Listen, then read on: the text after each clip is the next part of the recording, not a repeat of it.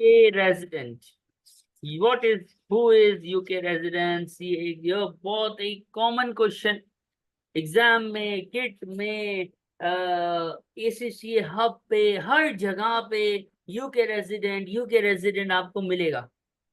Kaplan में मिलेगा, study hub में मिलेगा, बुक में मिलेगा, बच्चे मिलेंगे।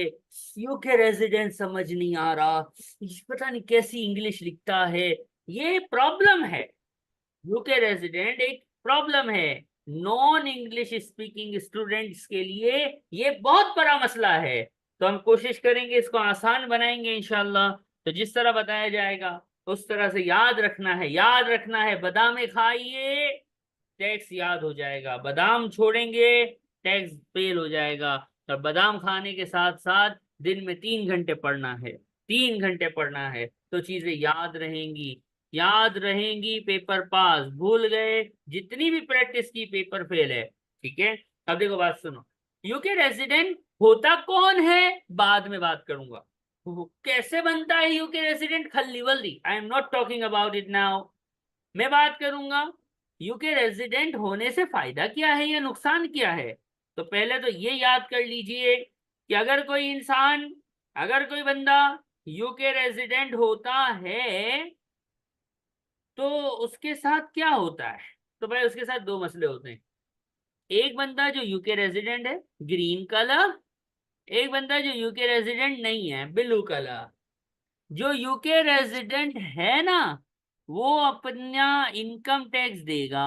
इनकम टैक्स इनकम पे होता है, हर उस इनकम पे जो उसने यूके में कमाई है या ओवरसीज कमाई है। For example mister Mehran, Mehran भाई है हमारे।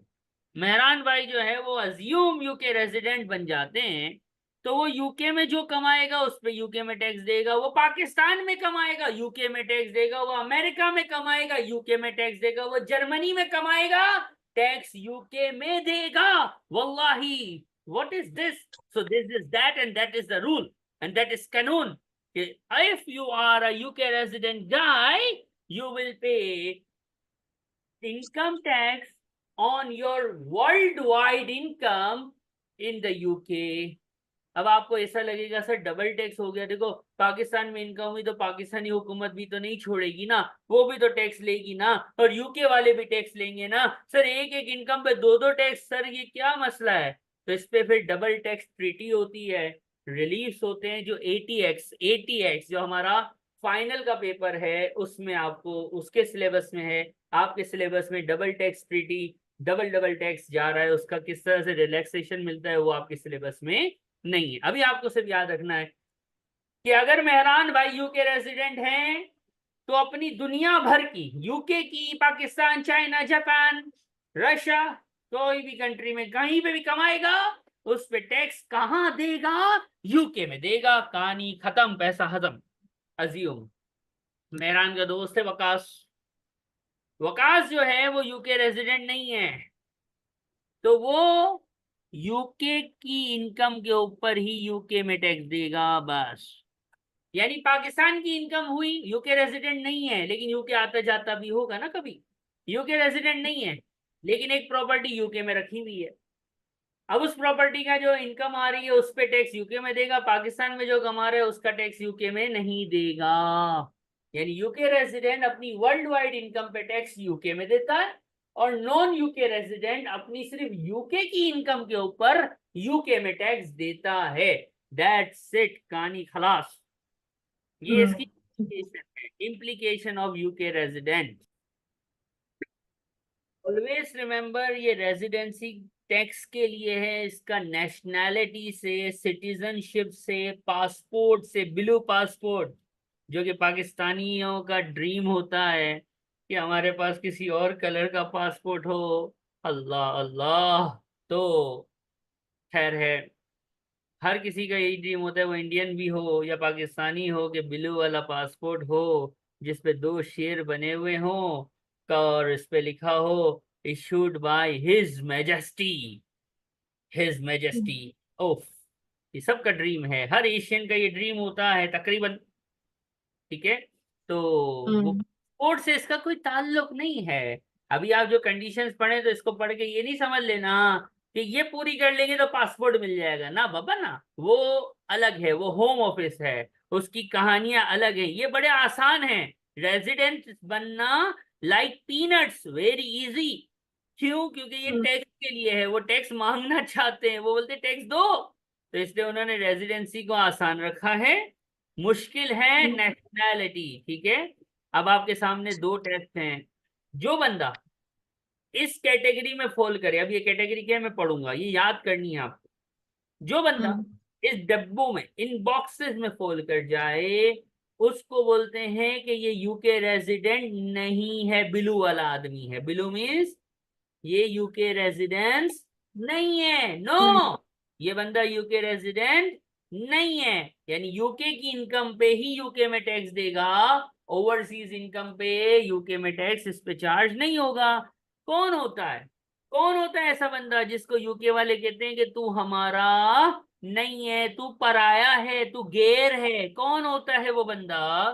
तो देखो मैं पढ़ता हूं इंग्लिश में कि यूके में सिर्फ साल में 16 दिन से कम रहता है। क्या? टैक्स ईयर में कितने दिन गुजारता है यूके में? Less than 16 days. आसान भाषा में, एक बंदा कोई भी हो, अगर वो टैक्स ईयर में 16 दिन से कम, क्या 16 दिन से कम अगर यूके में रहता है, तो वो नॉन यूके रेजिडेंस कहलाएगा। खलास, गॉट माय पॉइंट। दूसरी सेटिंग,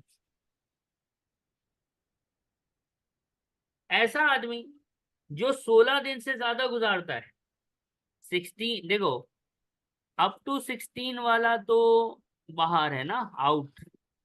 अब ऐसा जो 16 से लेके 46 डेज की रेंज में आता है, यानी 16 दिन से ज्यादा गुजार लिए या 16 से ज्यादा गुजार लिए, लेकिन अप टू 46 डेज, 16 to 46 वाला, इसको कहाँ ले जाएं? 16 to 46 डेज।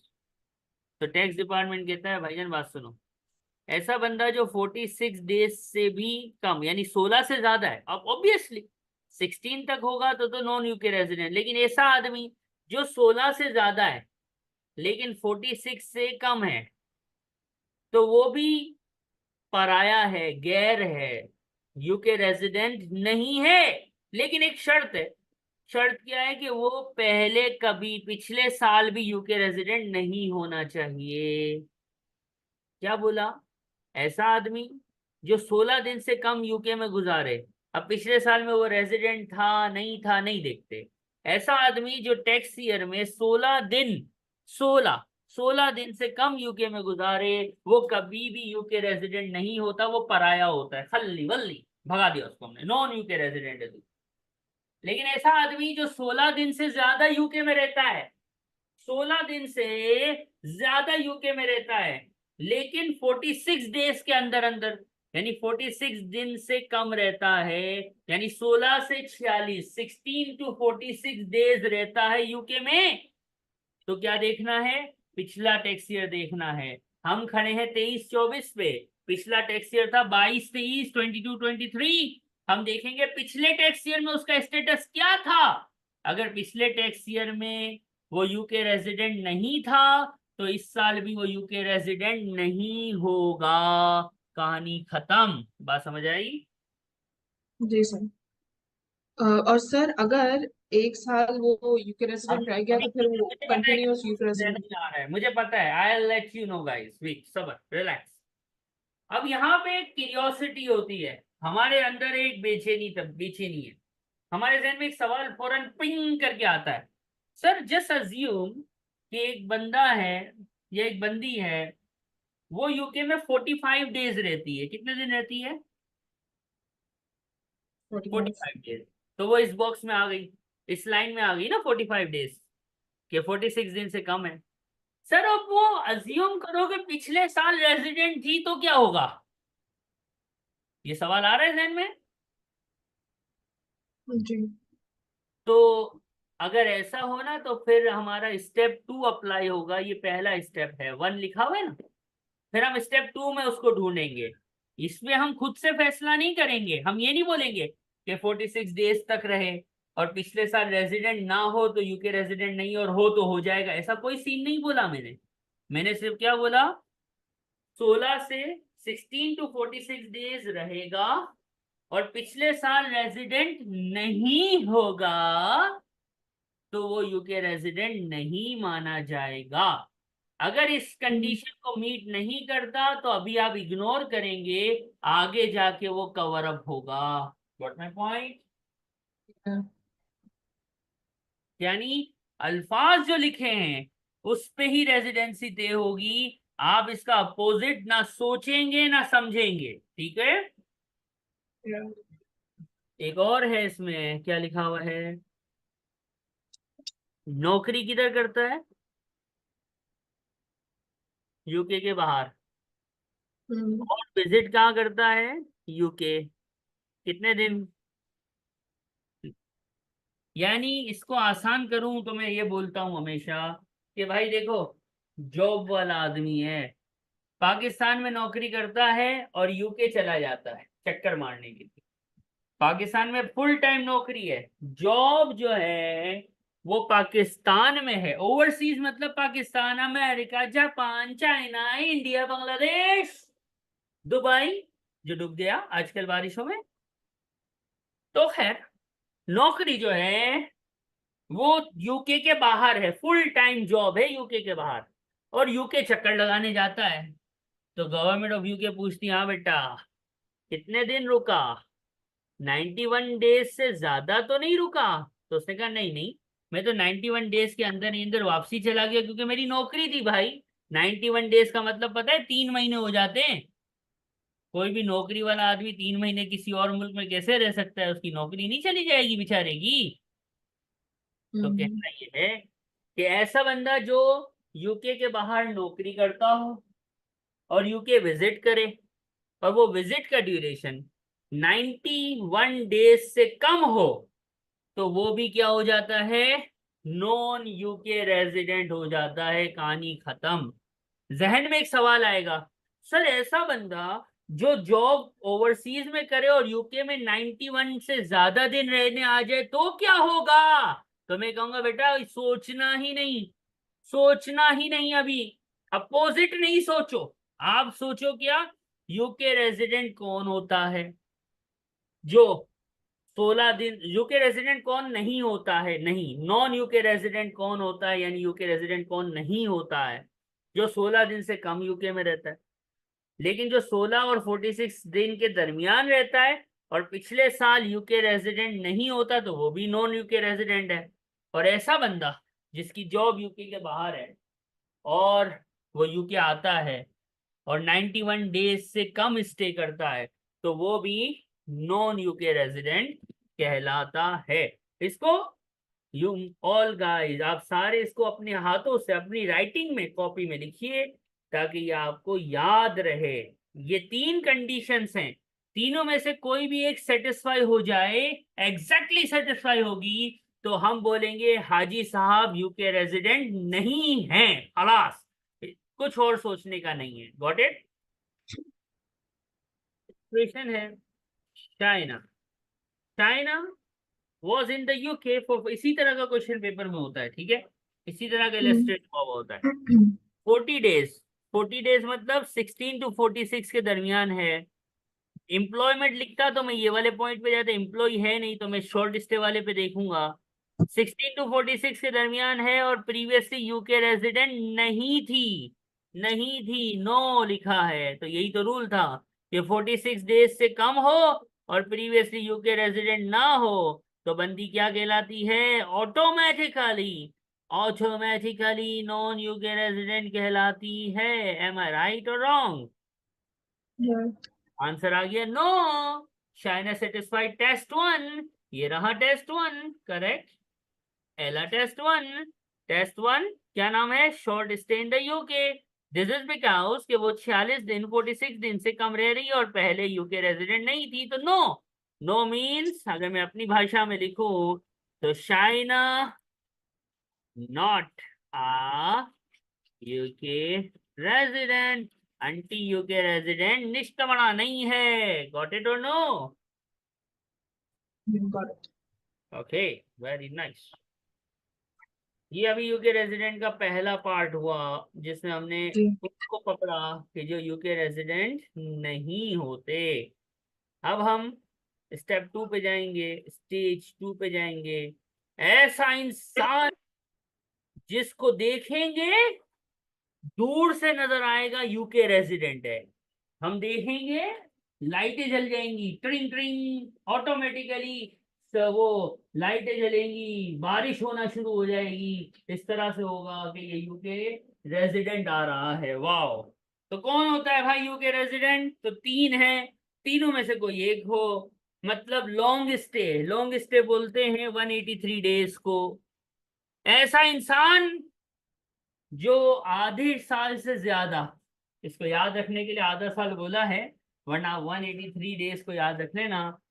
ऐसा शख्स जो 183 डेज से ज्यादा यूके विच रहता हो साल में, अब किसी भी वजह से, तो वो यूके, तो बारिश होगी, सितारे जगमगाएंगे, यानी यूके रेजिडेंट आ रहा है। अपनी वर्ल्ड वाइड इनकम पे यूके में टैक्स देने वाला बकरा यूके में जिबा होने आ रहा है। राइट। फिर एक ऐसा बंदा जो बेचारा दुख का मारा कहीं नहीं जा सकता, उसका पास एक ही घर है पूरी दुनिया में, इतनी बड़ी दुनिया में एक ही घर है उसका, और वो घर कहाँ है? यूके में है। बस खत्म, ये बन गया यूके रेजिडेंट, खलास। अब 183 डेज रह लो या पूरी दुनिया में एक घर बनाओ और वो घर यूके में बना लो, तो आप यूके रेजिडेंट बन जाओगे। एक बात सुनो, एक आदमी का नाम ले लेते हैं, ऐसे ही कोई नाम ले लेते हैं, अहमद रजा। अहमद रजा साहब है, ठीक है। अहमद रजा साहब जो है, उनके पास एक ही घर है अपना जाती, जो उनके नाम पे है, और वो है लंदन में। कहाँ पे है वो? लंदन। और अहमद भाई यूके सिर्फ 2 दिन के लिए गए थे, टेनेंट से रेंट पकड़ने गए थे, बस खत्म, या कुछ भी काम से 2 दिन के लिए गए थे। तो 2 दिन के लिए गए थे, इट्स ओके, नो प्रॉब्लम। तो ये वाला रूल तो उन्होंने मीट नहीं किया। लेकिन एक ही घर है और यूके में है, तो बन गया यूके रेजिडेंट। तो आपका एक सवाल होगा कि सर, यूके सिर्फ 2 दिन गया था, घर एक ही है यूके में, तो बाकी जो 365 में से 2 दिन माइनस कर दो तो 363 डेज कहाँ रहा होगा? तो भाई अम्मी के घर पे पाकिस्तान में रहा होगा, या उसने शादी की होगी जर्मनी में तो ससुराल में रहा होगा। व्हाट इज योर प्रॉब्लम भाई? Don't think like that.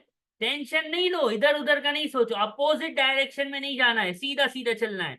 183 days जो यूके में गुजारे वो यूके रेजिडेंट है, खलास। जिसका एक ही घर है पूरी दुनिया में और वो घर यूके में है, वो भी यूके रेजिडेंट है, खलास। फिर तीसरा क्या है? उसकी एक ही जॉब है और वो जॉब कहाँ है? यूके में, यूके में। वो भी कौन है? UK UK resident. रेजिडेंट। मिसाल, एक आदमी है, नाम रख देते हैं हसन रजा। हसन रजा साहब हैं। हसन रजा साहब को यूके में जॉब मिल जाती है। He is a full time employed in UK, London का भी, लंदन में वो रह, लंदन की जॉब है उसके पास, और उसकी पोस्टिंग कंपनी करती है अमेरिका। वल्लाही पूरा साल अमेरिका में गुजारा है, एक दिन भी यूके की सरजमीन पे कदम नहीं रखा, फिर भी वो यूके रेजिडेंट बन जाएगा। क्यों? क्योंकि उसकी फुल टाइम जॉब कहाँ पे है? यूके यूके में। में। पोस्टिंग कहाँ है? अमेरिका में है। तो तीनों कंडीशन को अलग रखना। फुल टाइम जॉब हसन भाई की, हसन रजा की यूके में है, यूके का मुंह भी नहीं देखता, फिर भी यूके रेजिडेंट है। अहमद रजा साहब का अपना एक घर है और वो यूके में है, यूके जाता भी नहीं है, अपने किसी और दुनिया में रहता है, किराए पे रहता है दुनिया में कहीं और, खल्ली वल्ली, घर एक है, यूके में है, यूके रेजिडेंट बन गया। फिर एक तीसरा शख्स जो यूके में बहुत टाइम गुजारते, हम गरीब पाकिस्तानी, अमेरिकन, इंडियन, बांग्लादेशी, जो कब यूके चले जाए तो वहां से निकलने का नाम ही नहीं लेते, पकड़ पकड़ के निकालते हैं, ठीक है, इलीगल जो होते हैं उनको। तो 183 डेज से ज्यादा गुजार लिया यूके में, जो यूके में रुका हुआ है, तो भी वो यूके रेजिडेंट है। और यूके रेजिडेंट बेचारा बकरा होता है, बकरा। यूके की HMRC की तलो छुरी के नीचे आता है वो, पूरी दुनिया भर की इनकम पे टैक्स कहाँ दे रहा होता है? यूके में। ये ऐसा बकरा होता है, राइट? हाँ जी। नोट करना है, कॉपी में लिखना है प्लीज। कर रहा हूँ। हरमिन 60 डेज गुजारे, 183 डेज नहीं गुजारे, ये वाला टेस्ट मीट नहीं हो रहा।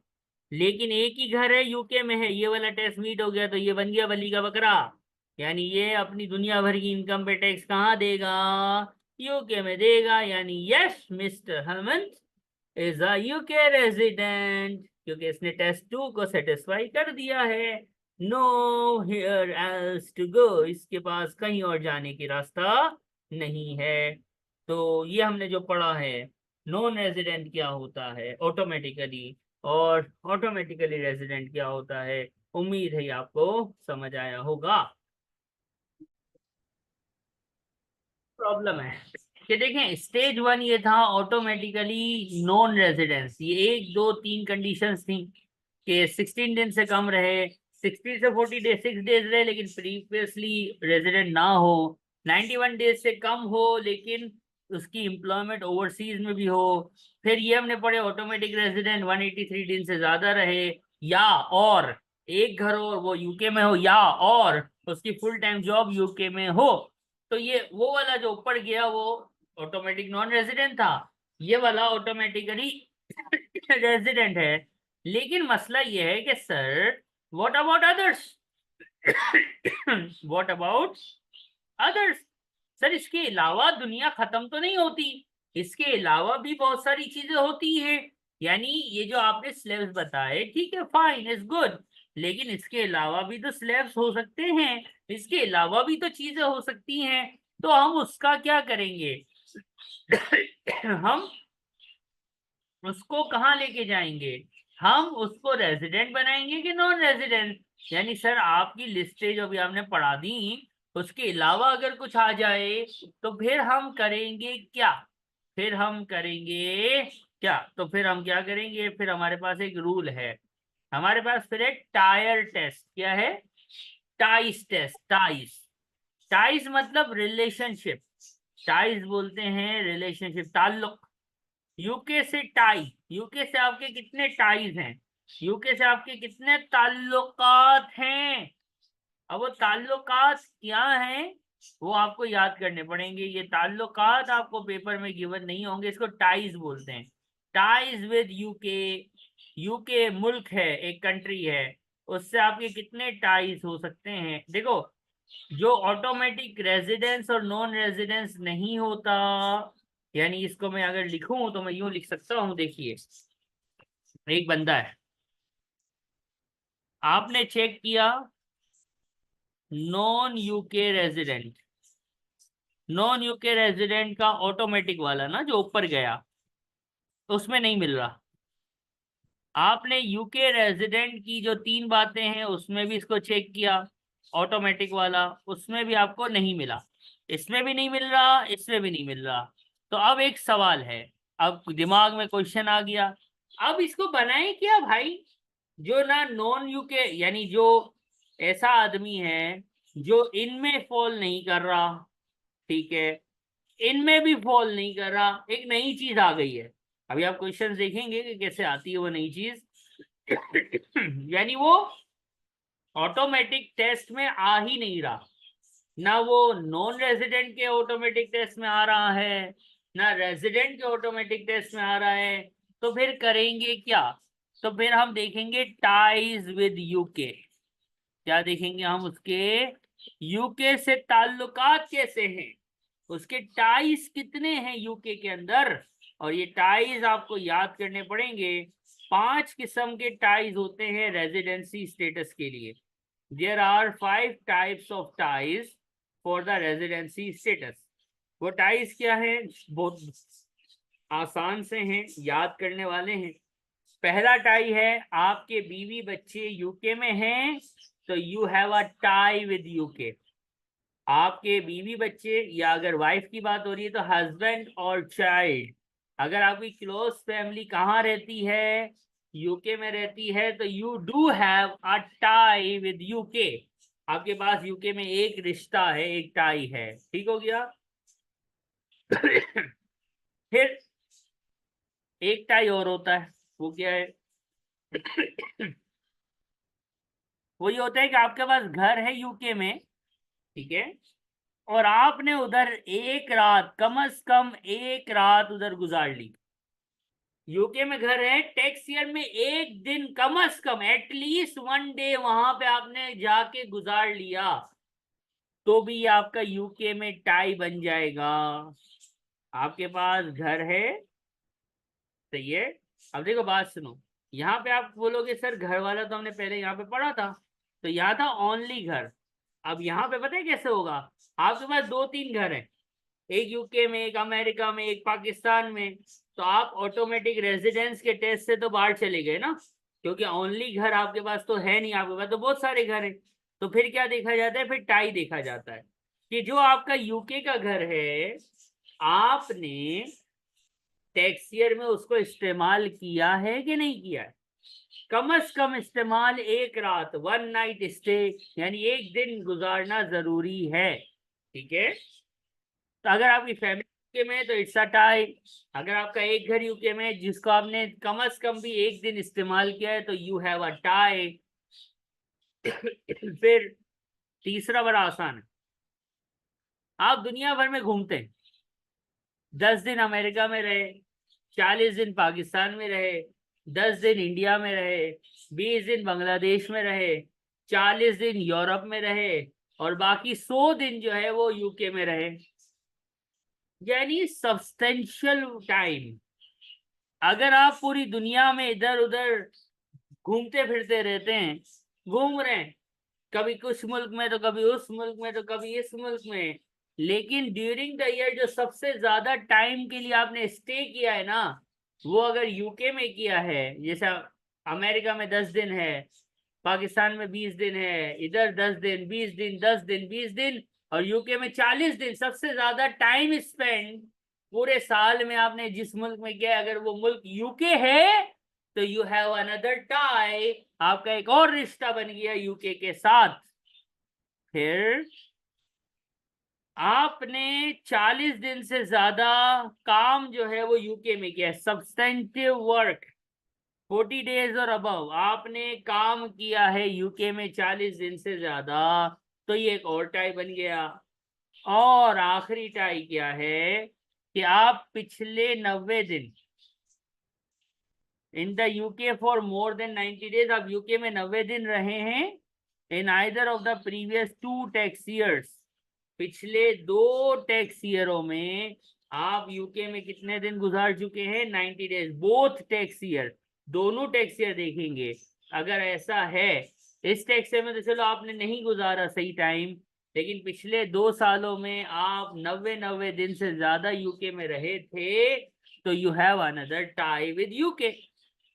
आपकी सिर्फ फैमिली यूके में है, सिर्फ फैमिली है, बाकी कुछ भी मीट नहीं हो रहा, तो हम कहेंगे इस बंदे का यूके में एक ही टाई है, एक ही रिश्ता है, एक ही ताल्लुक है।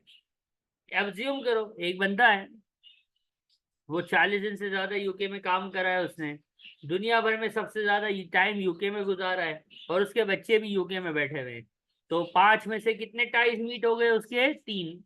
यानी हम क्वेश्चन बाय क्वेश्चन, बंदा बाय बंदा देखते जाएंगे कि इस बंदे के यूके से कितने टाइज हैं। और ये टाइज टेस्ट कब करना होता है? जब ऑटोमेटिक टेस्ट जो हैं, नॉन रेजिडेंसी का और रेजिडेंसी का, उससे हमें कोई जवाब नहीं मिलता, जब ऑटोमेटिक टेस्ट हमें साइलेंट रखते हैं, हमें कहीं नहीं पहुंचा रहे होते, हमें आंसर उनसे नहीं मिल रहा होता, यानी उनमें कोई चीज मैच नहीं होती, दोनों में ऑटोमेटिक टेस्ट दोनों में कोई मैच नहीं होता बंदा, तो फिर उसके लिए हम देखते हैं कि 5 में से, टोटल 5 ही हैं, 5 में से कितने रिश्ते हैं यूके के साथ, कितने टाइज हैं उस बंदे के यूके के साथ। अभी अप्लाई कैसे होता है ये अभी आपको क्वेश्चन से समझ आएगा, ठीक है।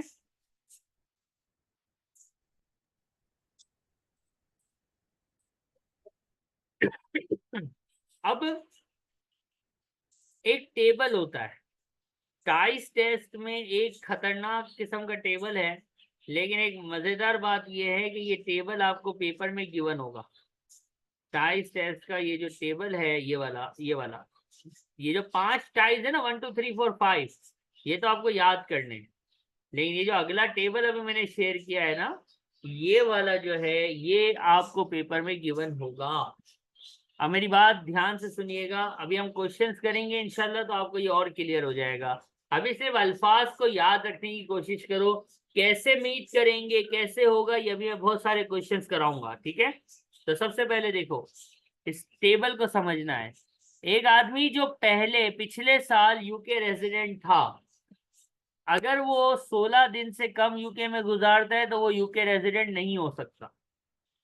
और पिछले साल यूके रेजिडेंट नहीं था या नहीं था, अगर 16 दिन से कम यूके में गुजारेगा तो वो ऑटोमेटिकली यूके नॉन रेजिडेंट होता है। राइट और रॉन्ग, ये हमने कल पढ़ा था कि 16 दिन से कम वाला ऑटोमेटिक नॉन रेजिडेंट होता है। कहाँ लिखा हुआ है, कहाँ लिखा हुआ है सर, नजर आया, मिला? जी सर।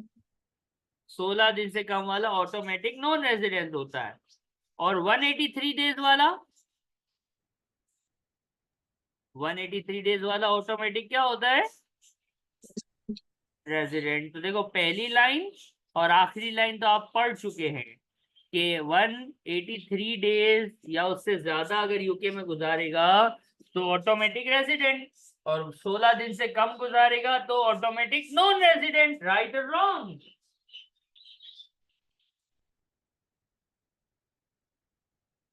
अब इशू है, अब इसके जो बीच में है ना, उसमें क्या है, देखो जो ऑटोमेटिक टेस्ट को मीट ना करे तो फिर देखते हैं कि उसने कितने दिन गुजारे।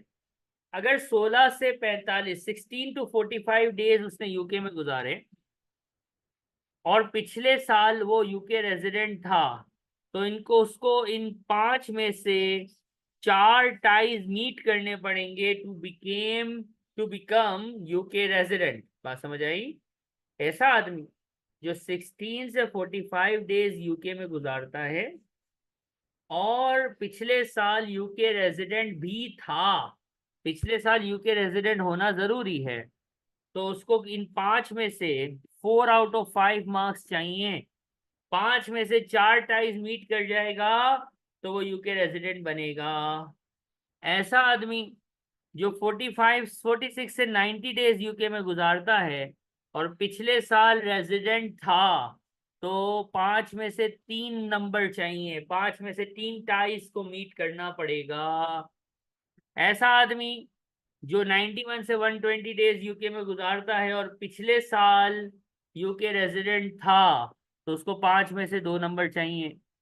ऐसा आदमी जो 121 से 182 डेज यूके में गुजारता है और पिछले साल यूके रेजिडेंट था, तो उसको 5 में से 1 नंबर चाहिए टू बिकेम यूके रेजिडेंट। बात समझ आई? Yes sir.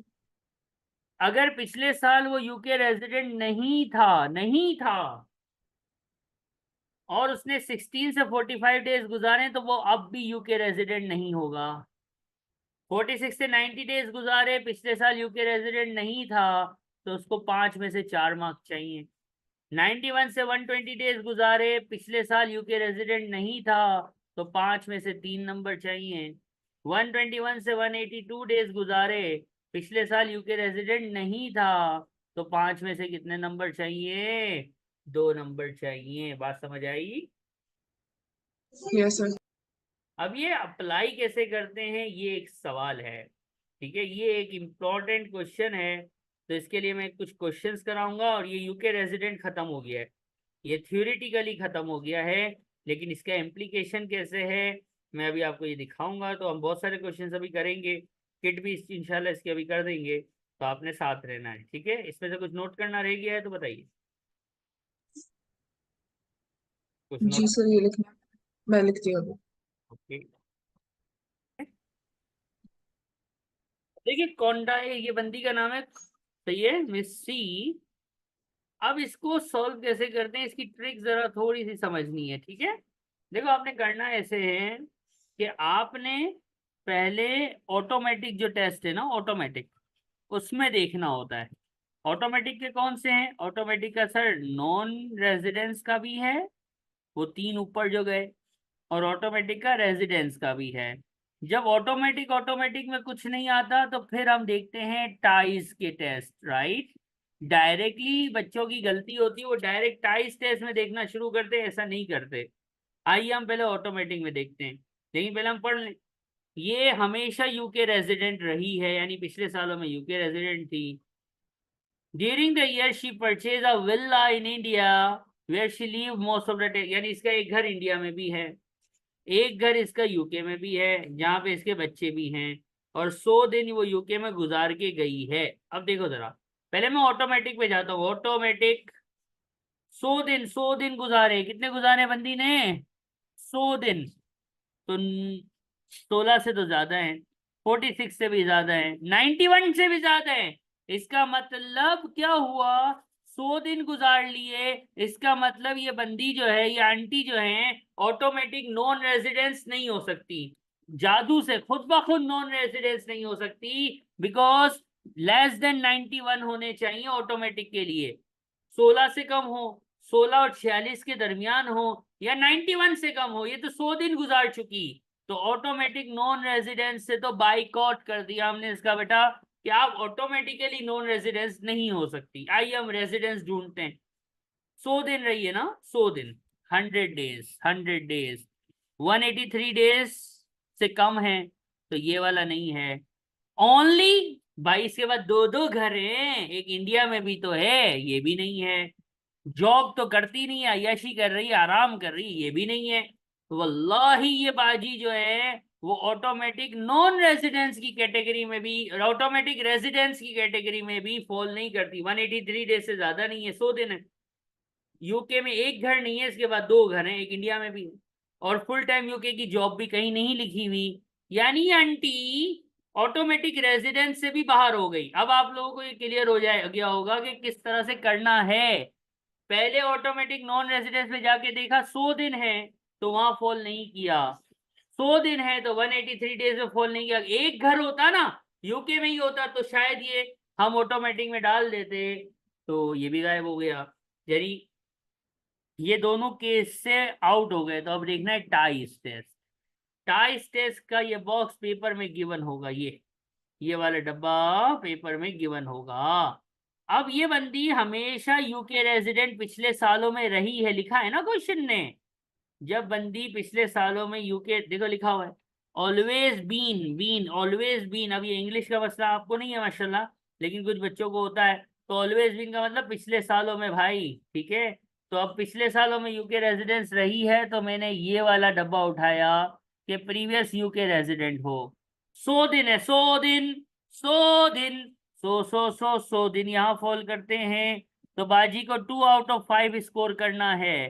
2 आउट ऑफ 5, वो 5 हैं क्या? अरे ये लिखे हुए हैं। तो देखो इसका शोहर, ये टक 1, एक टाई हो गया। और घर होना, घर होना जिसमें कम से कम एक रात, एक दिन गुजार लेना, तो इसे तो 100 दिन गुजारे ना भाई। एक घर, यूके में घर होना जिसमें कम से कम एक रात, इसने तो 100 दिन गुजार लिए। तो इसने क्या किया? 2 टाइज मीट कर दिए हैं। तो खलास, Baji is a UK resident, right और wrong? She is a UK resident. कौन सी बेसिस के ऊपर? टाइस टेस्ट की बेस के ऊपर आंटी को हमने बोल दिया कि आंटी तुसी यूके रेजिडेंट हो, तो खबर है। और पता है इसको कम से कम ये मिनिमम स्कोर है। इसने पता है कितना स्कोर किया है? इसका स्कोर क्या है? इसकी फैमिली वाला टाई भी मीट हो रहा है, हाउस एटलीस्ट 1 नाइट उसने उधर गुजारी हो, ये भी मीट हो रहा है, और 2 सालों में 90 दिन गुजारना हो। देखो लिखा हुआ है ना, more than 90 days in previous 2 years. More than 90 days previous 2 year, इसने यूके में पिछले 2 साल गुजारे हैं ना, हमेशा यूके रेजिडेंट रही है ना। तो 2 years, previous 2 years UK resident होना, ये यानी ये बाजी का स्कोर 3 आउट ऑफ 5 है। हमने तो खाली 2 देखे और हमने बोला भाई ठीक है, तेरे को मिनिमम 2 स्कोर करना था, ठीक है तू यूके रेजिडेंट बन गई भाई, जान छोड़ दे। राइट और रॉन्ग? आपने बिल्कुल सही आंसर दिया था। लेकिन मैंने इसको किस तरह से किया अब आपको डिफरेंस लगा होगा। बच्चों की यही गलती होती है, वो डायरेक्ट कोई भी सवाल मिलता है टाइस टेस्ट में घुस जाते हैं। नहीं, टाइस टेस्ट में नहीं घुसना है। पहले इधर देखना है, फिर इधर देखना है, फिर वहां दोनों में ना मिले तो फिर ये टाइज में जाना है। यू गॉट माई पॉइंट और no? got it, sir. Now please note it down. Okay. थोड़ा ये वो कहते हैं कि सूखा सूखा सा है, लेकिन है तो जी है। कर रहे थे तो हमने एक क्वेश्चन किया था कैप्लाइन की किट का, टोनी, याद है, एम्प्लॉयमेंट इनकम में क्वेश्चन यस नंबर सर 6 था। हमने उसको पूरा सॉल्व किया था, लेकिन उसकी एक रिक्वायरमेंट, ए रिक्वायरमेंट हमने मिस कर दी थी। हमने नहीं की थी। क्यों? क्योंकि हमें उस वक्त यूके रेजिडेंसी का कुछ पता ही नहीं था। ठीक है ना? तो आज हम उसकी जो रिमेनिंग रिक्वायरमेंट है, बाकी रिक्वायरमेंट है, हम टोटल 15 मार्क्स का था, हमने 13 मार्क्स का सॉल्व किया था। अब जो इसका एक रिक्वायरमेंट रह गया है, मैंने उससे रिलेटेड स्क्रीन पे आपको उसका रिलेटेड डेटा और जो रिलेटेड रेलेवेंट क्वेश्चन है वो डाल दिया है। अब आप पढ़िएगा, ये सारा आपके पास कॉपी में लिखा हुआ है कि आपने पहले क्या देखना है। पहले ये देखना है। अच्छा भाई, मैं एक काम करूंगा, मैं इस सबको एक साथ यहाँ पे जमा करूंगा ताकि सब हमें एक जगह पे नजर आना शुरू हो जाए। ठीक है, ये हो गया। ये मीट ना करे तो फिर ये हो गया। ऑटोमेटिक ऑटोमेटिक को पहले मीट करते हैं ना। ये हो गया। जैसे मैं शॉर्ट करता हूँ उसको थोड़ा सा, जो रेलेवेंट बात है ये बस काफी है, बाकी पूरे की जरूरत हमें है नहीं। पहले ऑटोमेटिक नॉन रेजिडेंट में देखेंगे, फिर ऑटोमेटिक रेजिडेंट में देख लेंगे, और अगर इन दोनों में ना मिले तो फिर क्या करेंगे, फिर टाइस टेस्ट में देखेंगे। एम आई राइट? यही स्टेप्स और यही सीक्वेंस एग्जाम में होती है। अब मसला पता है क्या, एग्जाम में कौन सा टेबल गिवन होता है ये मैंने आपको बताया है, बच्चे भूल जाते हैं, पता नहीं क्या मसला है। ठीक है, और टाइस भी ये हैं। अब एक बात याद रखना, कॉम भूल जाती है कि पेपर में क्या गिवन होता है, तो मैं बार बार कई बार टैक्स रेट्स एंड अलाउंसेस दिखाता रहता हूँ कि ये होगा गिवन, ये होगा गिवन, इससे ज्यादा कुछ गिवन नहीं होगा। तो भाई बात सुनो, ये जो मैं ग्रीन से हाईलाइट कर रहा हूँ ना, लाइट ग्रीन से, सिर्फ ये गिवन होगा बस। ये ये ये आपको नजर आ रहा है हाईलाइट हुआ हुआ? यस सर यस, ये गिवन होगा। तो सर बाकी, बाकी ये ऑटोमेटिक, ऑटोमेटिक नॉन रेजिडेंट वाला डब्बा नहीं गिवन होगा। सर ये ऑटोमेटिक रेजिडेंट वाला डब्बा नहीं गिवन होगा। सर ये टाइज नहीं गिवन होंगे भाई, नहीं होंगे गिवन। तो क्या करना पड़ेगा, याद करना पड़ेगा, ये याद करना पड़ेगा, ये याद करना पड़ेगा, ये याद करना पड़ेगा। तो रट्टा मारना पड़ेगा। रट्टा नहीं लगेगा तो हम इसको सॉल्व नहीं कर पाएंगे। Got my point?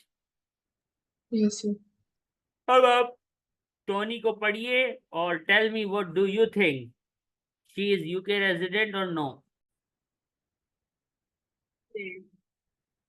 Tony UK resident है कि नहीं है? तो भाई देखो, up to and including the tax year 21-22 Tony was resident, यानी पिछले सालों में वो प्रीवियसली यूके रेजिडेंट हुआ करती थी। ठीक हो गया?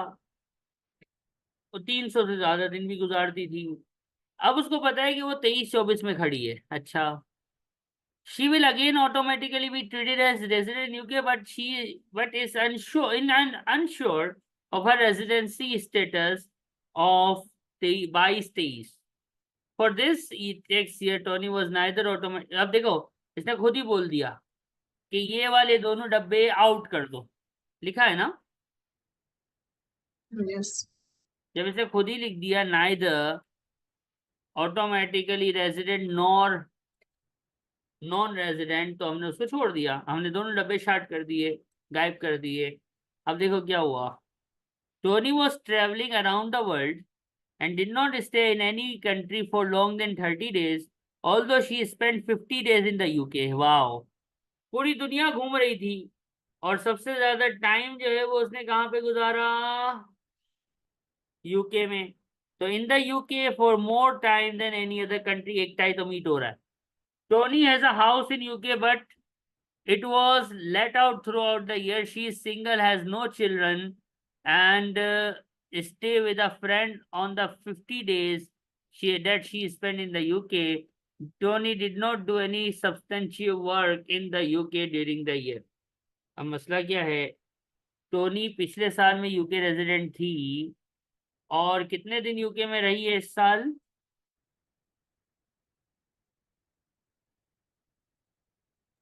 जी सर। किस रेंज? तो कितना टाइम गुजारा है इस साल यूके में जिस साल का हम रेजिडेंसी निकाल रहे हैं? 50 50 डेज में। 50 डेज यहाँ आते हैं, यानी टोनी को 3 स्कोर करना है, 3 टाइज मैच करने हैं। पहला टाई तो मैच हो गया, ये सही है जी सर। कि उसके पास सबसे ज्यादा टाइम उसने यूके में गुजारा है। और कोई जी। टाइम? और कोई टाई यहाँ पे था? और कोई टाइम मीट हो रहा है देखो? सर उसके पास एक घर भी है वहाँ पे यूके में। Starting around the world did not see one country. कम से कम एक रात वहां घर में रहना चाहिए था। हर किराए पे ये दोस्त के पास रह रही है, तो ये टाइम मीट नहीं हो रहा। 4 बच्चे नहीं है, शोहर भी नहीं है, ये टाइम मीट नहीं हो रहा। सब्सटेंटिव वर्क नहीं कर रही यूके में ये। पिछले साल वो यूके रेजिडेंट थी ना, पिछले 2 साल से, तो पिछले 2 साल वो यूके रेजिडेंट थी, तो ये टाइम मीट हो रहा है। यानी she is scoring, her score is 2 out of 5, required score is 3 out of 5। Right और रॉन्ग? ये टोनी का स्कोर है कि टोनी के सिर्फ 2 टाइज मैच हो रहे हैं। घर जरूर है लेकिन घर में रही नहीं है, एक रात गुजार लेती घर के अंदर तो ये तीसरा टाइम मीट हो जाता। रिक्वायर्ड 3 स्कोर करना है बाजी ने, लेकिन बाजी का स्कोर रहा 2। तो Tony is not a UK resident. अब रिक्वायरमेंट पढ़ोगे ना तो देखो उसे खुद बताया था कि why Tony was treated as non resident, explain करो। तो पता है क्या एक्सप्लेन करेंगे कि टोनी ऑटोमेटिक तो दोनों टेस्ट मीट नहीं कर रही, आपने क्वेश्चन में बता दिया है। You explain explain us in the question. So हम कहाँ बढ़े? हम बढ़े टाइस टेस्ट के पास, और हमने ये देखा कि टोनी को 3 टाइस स्कोर करने थे क्योंकि उसने 50 डेज यूके में गुजारे हैं, 46 से 90 की रेंज में आ रही है। पिछले साल रेजिडेंट थी तो 3 टाइज उसको मीट करने थे, लेकिन उसके 2 टाइज मीट हुए। इसलिए दैट इज द रीजन कि आप जो ऊपर कह रहे हो ना कि टोनी यूके रेजिडेंट नहीं है, आपकी बात इसलिए सही है। यानी Tony was previously resident and was in the UK between 46 and 90 days. She therefore needed 3 ties, at least 3, ज्यादा हो तो मसला नहीं है, at least 3 ties to become UK resident or to be treated as UK resident. But Tony had only 2 UK ties, only 2 UK ties। वो कौन कौन से हैं? more than 90 days during the previous tax year, and and she spent more time in the UK than any other country। तो 3 होने चाहिए थे, 2 हैं। इसलिए आपकी ये जो बात है वो सही है कि टोनी बाजी is not a UK resident. Got my point? 103 दिल, ये भी मैंने करवाया था, इसका भी ये पार्ट हमने मिस किया था 3 मार्क्स का।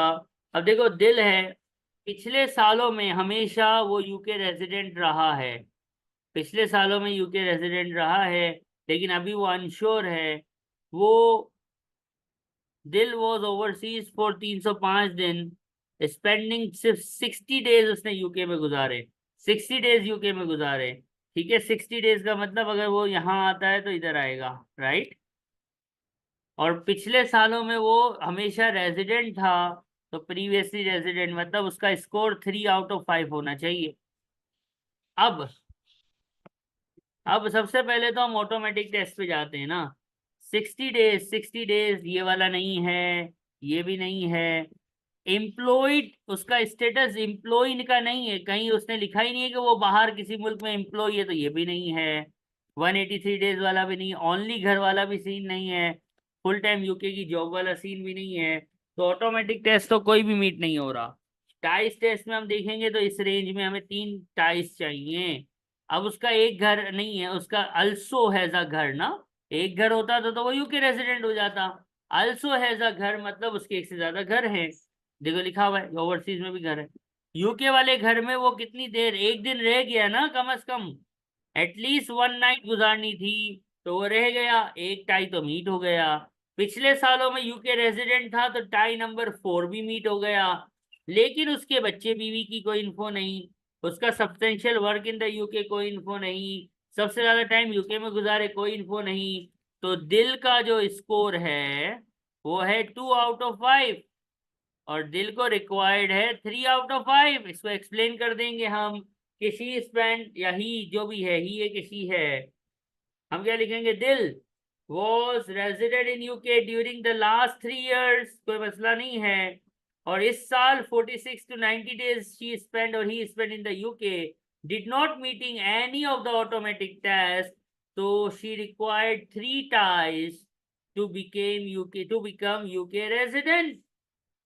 But she had only 2 ties with the UK, which are house in the UK where she spent at least 1 night, and be more than 90 days during the previous 2 days in the tax year. But her requirement is for 3 ties is not satisfied, so that's why she is not being treated as a resident in UK for the tax year 22-23। बात समझ आई? Yes sir. कोई सवाल? No sir. जी। Rates and allowances हैं, देखें सिर्फ ये दिया होगा पेपर में बस, रेजिडेंसी का, बस के कितने टाइज मीट होने चाहिए, बाकी सारा आपको याद होना जरूरी है, ये मैंने आपको दिखा भी दिया है, ठीक है। अब हमने डायरेक्ट यस सर। सीआरक्यू से जो है वो हमने देख लिया कि सीआरक्यू में किस तरह से ये रेजिडेंसी होता है।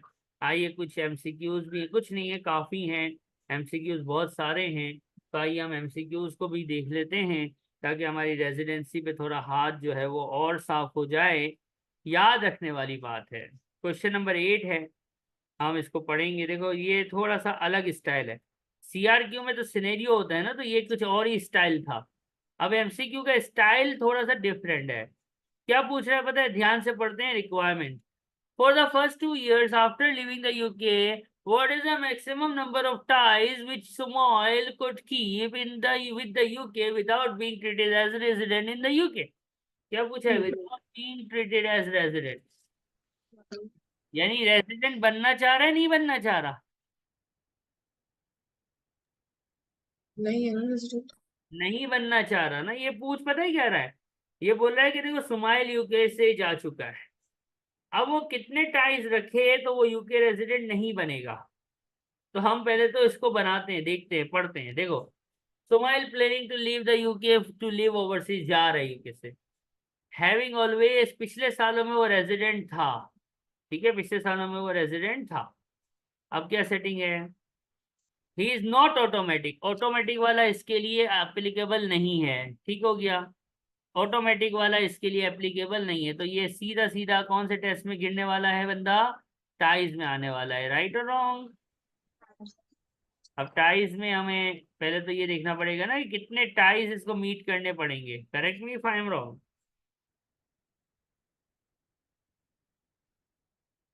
ये टाइज आगे सामने, प्रीवियसली रेजिडेंट था तो ये इस कैटेगरी में है। Samuel has several ties with the UK and will need to visit UK for कितने दिन यूके आएगा हर साल, 60 days। 60 डेज यहाँ होगा।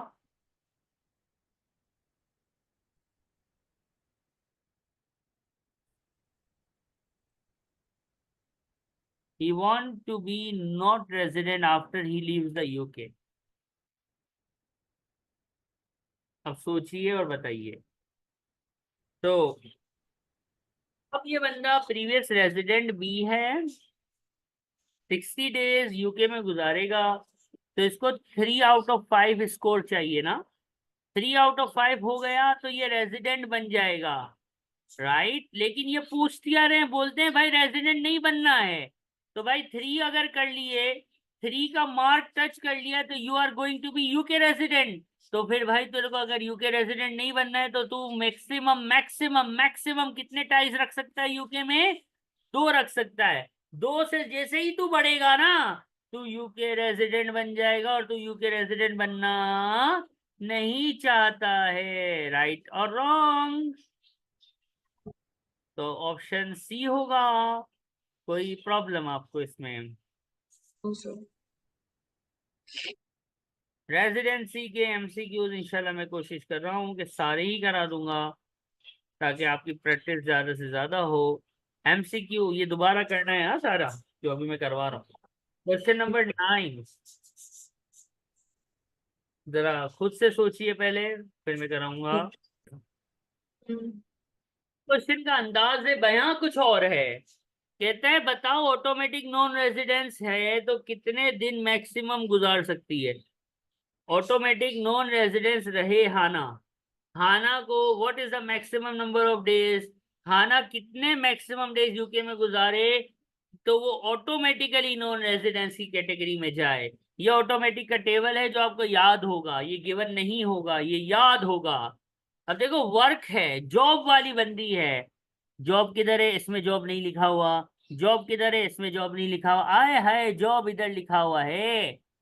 इजिप्ट ओवरसीज है।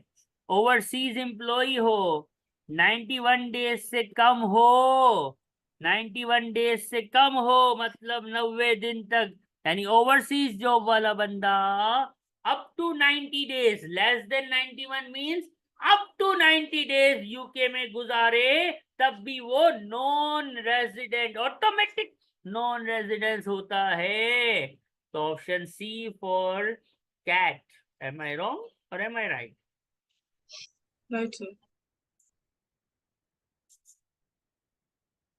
रेजिडेंसी थोड़ी सी ट्रिकी है, याद करने वाली चीज, प्रैक्टिस कर करके आएगी।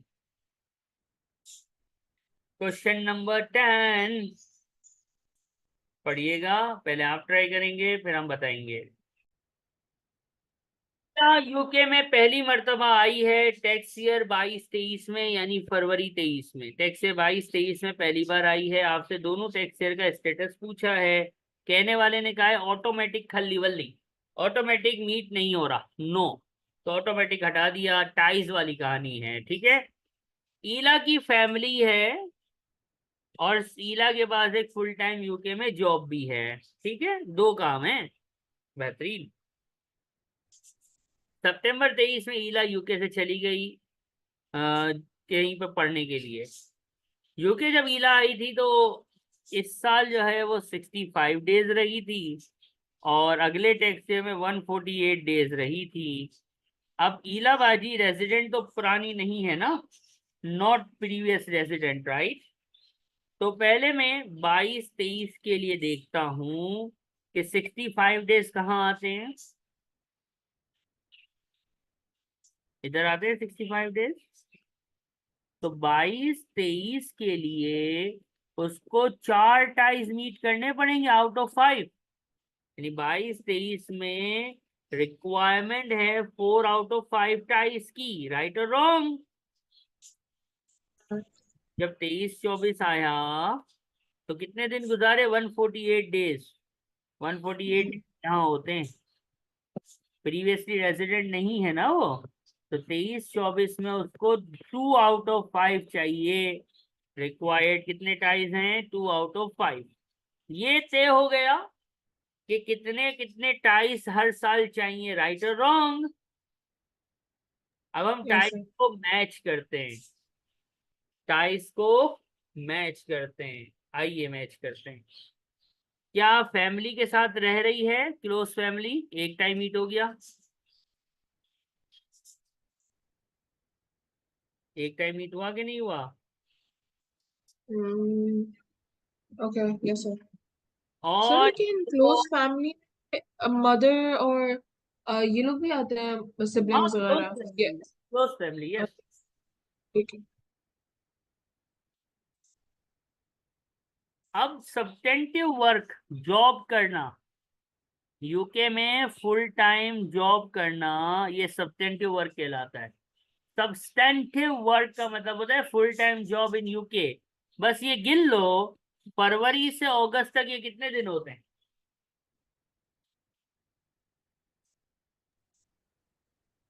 फरवरी, मार्च, अप्रैल, मई, जून, जुलाई, अगस्त, 7 मंथ्स। तो ऑलमोस्ट इन 40 डेज से ज्यादा हो जाते हैं कि नहीं हो जाते?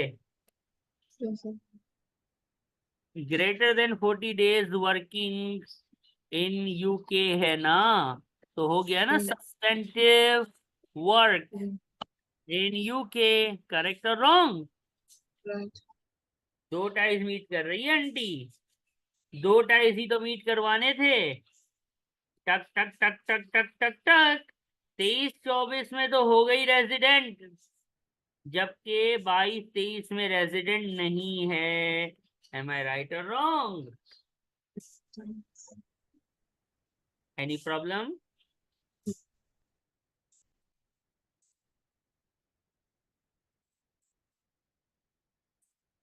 ये ऑप्शन डी हो जाएगा। समझ आया ये वाला? कोई मसला है तो बताइए। तो ये बच्चों की कॉमन मिस्टेक, आपने माशाल्लाह सही बताया, बच्चों की कॉमन मिस्टेक होती है ये नोट कवर्ड पढ़ना भूल जाते हैं। ठीक है, हम जज्बाती नहीं है, हम रिलैक्स होकर क्वेश्चन पढ़ते हैं। कहते हैं वो कौन सी वजह नहीं है जिससे ये ऑटोमेटिक यूके रेजिडेंट बन जाती है, यानी वो तीनों में ना हो। तो देखो भाई, 192 डेज ये तो है, ये तो होती है, नोट ढूंढना है, ये तो दुरुस्त बात है, इसलिए ये आंसर नहीं, नोट गलत बात ढूंढनी है। क्या ढूंढना है? गलत बात। ये तो सही बात है, ये तो राइट है, दुरुस्त बात है, टेस्ट 1 है, ये गलत हो गया, हमारा ऑप्शन नहीं हो सकता क्योंकि ये सही बात है। फिर hyper renting a house in the UK, live and then occupy it as her only, wow, only house, ये हो गया ये वाला टेस्ट सेटिस्फाइड। ये भी वल्लाही कसम खुदा की सही बात है, लेकिन हमें तो गलत बात ढूंढनी है, तो ये भी ऑप्शन नहीं है। ओए होए। फिर full time job in the UK, वल्लाही ये आ गया, full time job in the UK, ये भी सही बात है, ये दुरुस्त बात है मेरे भाई, सही बात है। हमें तो गलत ढूंढना है, तो डी हो गया, खत्म। डी में क्या बकवास है? शोहर के साथ रह रही थी, और पता नहीं, and hyper staying with him when she visit. भाई ये कोई इन तीनों में नहीं है ना, जो इन तीनों में नहीं है वो ऑटोमेटिक रेजिडेंट नहीं बना सकता। तो D is the correct answer, जो आपने बिल्कुल परफेक्टली मुझे बतलाया। कोई मसला?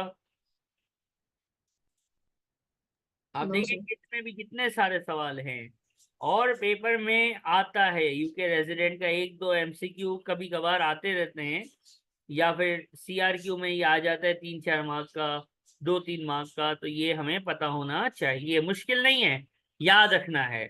अगला सवाल from the kit, question number 14, बताइए। आइडेंटिफाई बाय क्लिकिंग के कौन सेटिस्फाई करता है, कौन सा वाला? Automatic non residence. आइए वो ऑटोमेटिक नॉन रेजिडेंस का डब्बा जो हमें याद होगा, इंशाल्लाह याद होगा, ये दिया हुआ नहीं होगा, तो इसको रखते हैं सामने। ठीक है, जब आप इसको दोबारा प्रैक्टिस करेंगे, जो कि आपने आजकल में करनी है, तो ये डब्बे सामने नहीं होने चाहिए। ठीक है। Eric, who has never previous UK resident, was in the UK for 40 days during 40 days वाला सेटिस्फाई कर रहा है किसको?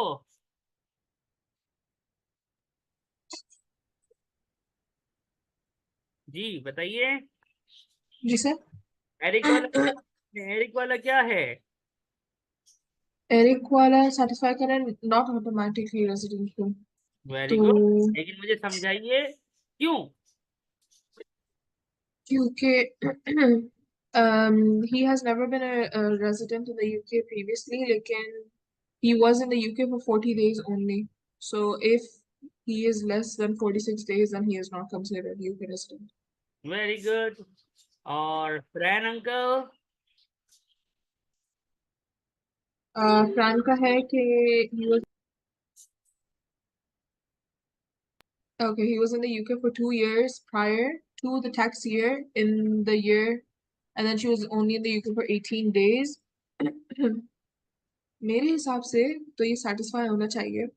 नहीं, ये भी सेटिस्फाई नहीं कर रहा है। देखो 18 डेज है ना, यहाँ क्या था 16 से 46 डेज वाला बंदा हो और पहले यूके में ना आया हो। ये तो पहले हम्म, यूके में आया हुआ है ना, हम्म, तो ये भी सेटिस्फाई कर रहा है। नो, ये सेटिस्फाई नहीं कर रहा है, इस कंडीशन को मीट नहीं कर रहा ना। क्यों मीट नहीं कर रहा? कि ये देखो 16 से ज्यादा है, 18 डेज है, तो दिनों में तो ये इस रेंज में है, ठीक है।